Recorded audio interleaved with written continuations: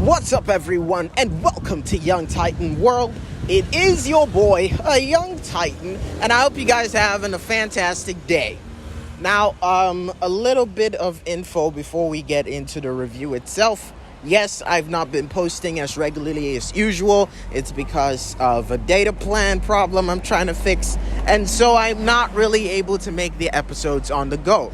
Right now, I'm making a recording on my iPhone recorder. After that, I'm going to have to change the name, and then I'm going to upload it to the files before I can import it from Anchor, from the Anchor app. So it's a really long process, and sometimes I'm not able to do due diligence. Damn, words ain't coming out my mouth the way they used to. Anyways, today we have a review to make, and one that has been sitting upon my head for a very long time. I hope you can guess what it is. Today we're gonna be discussing one particular review, one that is close to my heart, a TV series that has shot through my heart and made me feel like I can't feel anymore. It is none other than The Lord of the Rings, The Rings of Power. It's just phenomenal. We've never actually gotten to see Sauron's face, but damn. Oh yeah, and before I forget, spoilers, everybody. Absolute freaking spoilers, bro. But yeah, I mean, as far as I'm not making any edits or showing people's faces, I think we're good. But yeah, I'm sure this would have you creaming to find out who is the face of Sauron, and is he good looking though? Well, I mean, he was under our noses the entire TV series, so I gotta say, it's kind of like a really odd way to warm into the Dark Lord of all. But let's start. Now, The Lord of the Rings is supposed to spin around the universe that we all know and love, the one that brought us the trilogy that we were not deserving of, the one that gave us the elf, the dwarf, and the human trio that I kind of miss so much that I could really cry. Anyways, The Lord of the Rings TV series was actually very simple yet powerful, and it was spinning around Galadriel. Now, I'm sure Galadriel, if you do not remember, I will quote her now, and maybe it will jog your memory. But you would, instead of a dark queen, instead of a dark lord, you would have a queen.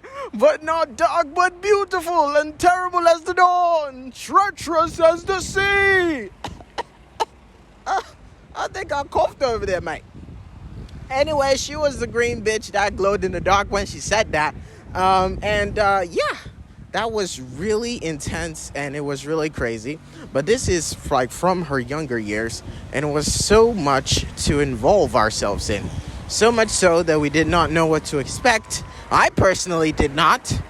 I was like, Galadriel? Well, what story did she have to tell? Well, apparently she was the captain of the elven armies. She's got a lot of responsibility. And after they defeated Morgoth, who apparently was the big bad before Sauron, so it was like, oh my gosh, seems like they passed down authority from Morgoth to Sauron. But the story is not quite exact. I thought Sauron was like the big bad from the very beginning and nothing preceded him. But no, that's not how the story went. So apparently Morgoth was the big evil, and after the armies of elves, and I'm thinking only elves? Seems like the elves really were handling business before they decided to form alliances with the dwarves and the humans. But yeah, from that basis, it was completely unexpected that out of nowhere, Sauron would come and take the day. The more I listen to the story, the more I feel like the orcs are just, they have bad judgment. They don't know to select as their leaders, because every single time that they go for someone to lead them, it always turns out to be a freaking Dark Lord. And there was this guy, the Adar guy, who I was thinking to myself, he's not necessarily bad. He's not that bad. He's just trying to look out for the people that have been dejected And like every time you hear about orcs and how ugly they are, you would assume that they're the bad guys. But maybe they just wanted a place to stay. Yes, they're vulgar. Yes, they're vile. And they are abominations upon the earth that they live in. But they're also existing, aren't they? It's like I'm just warming up to the orcs. But I can understand why they're on the negative side of everyone's spectrum. I really did love the story that was being told. I loved Numenor, Isildur, and all the new characters that we were exposed to when we're watching the series. Now, it really comes down to responsibility. At least from what I learned from this TV series, it comes down to responsibility and the paths that you take. Now, Galadriel could have just given up. Like, she could have just said, you know what? It's not my problem anymore. Whoever is behind me can take care of this shit. Besides, they relieved me of duty. I am not entitled to do anything. It's like not being paid to work, so why would you work? And in this situation, I just found her being steadfast to what she believed in, her holding on, and her going after an evil that she didn't know. When we get to one certain episode, we realize that it's the only thing that's keeping her going. Her drive. Her drive is to get rid of everything. And it's like that feeling ain't gone, so she's still going. Some people are driven by crazy shit, and they'll keep going even if you tell them that it's okay and you can rest now. But I totally love all the characters in it.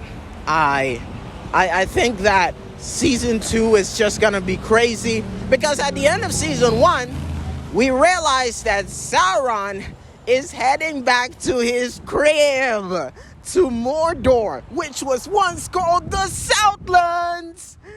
That is just insane. I mean, the story is just crazy. I just love the name changes and everything. And when they were saying the big giant guy that fell out the sky was Sauron, I was like conflicted, because I was thinking to myself, isn't Sauron that nigga that been following Galadriel all around? And I kind of wanted some romance to spawn between those two, but it ended with him being the big bad and no romance. They didn't even kiss once. That sucks.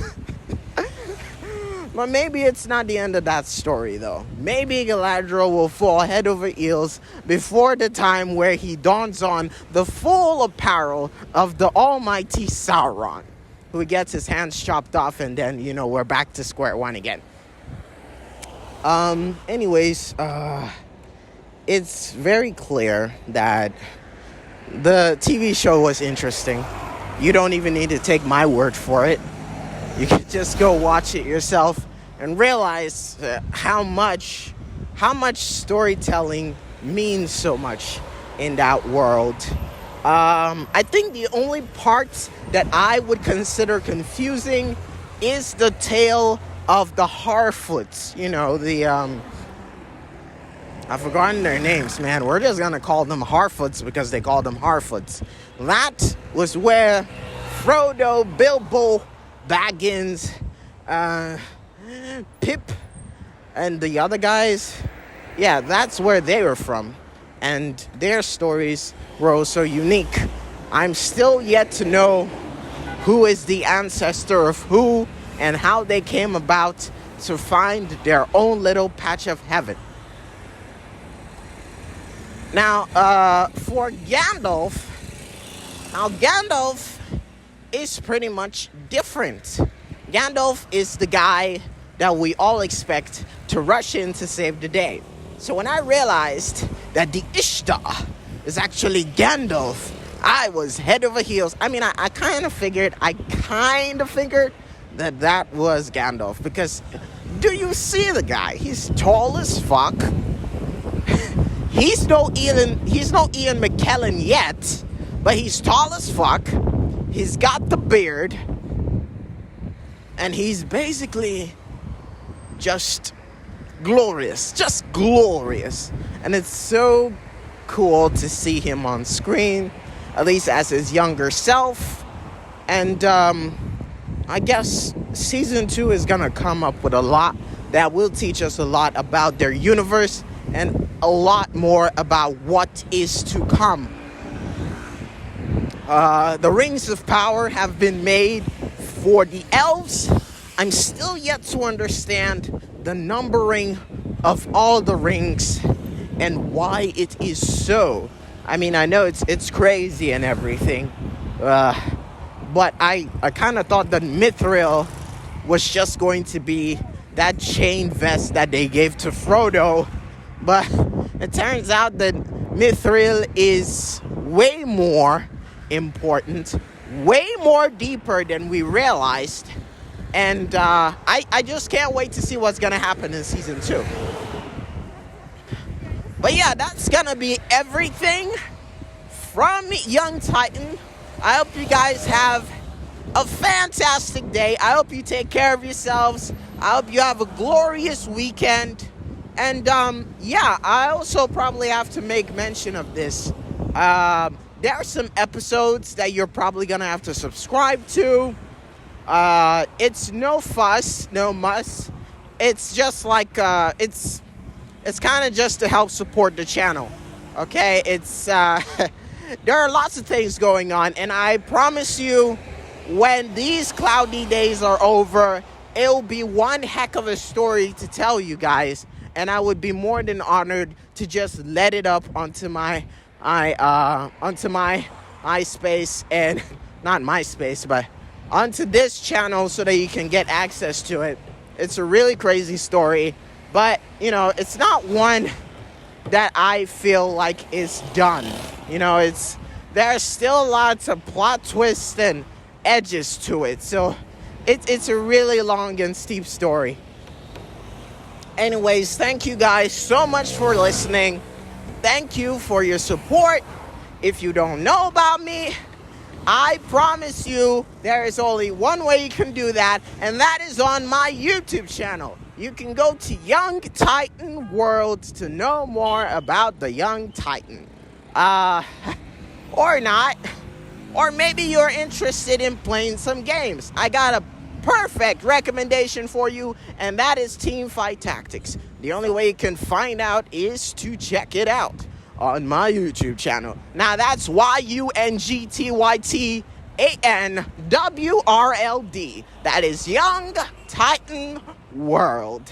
Thank you guys so much for watching. I mean, listening. At this point, I can't even tell the difference anymore. Hope you guys have a fantastic day. Until next time, Young Titan out. Thanks for listening.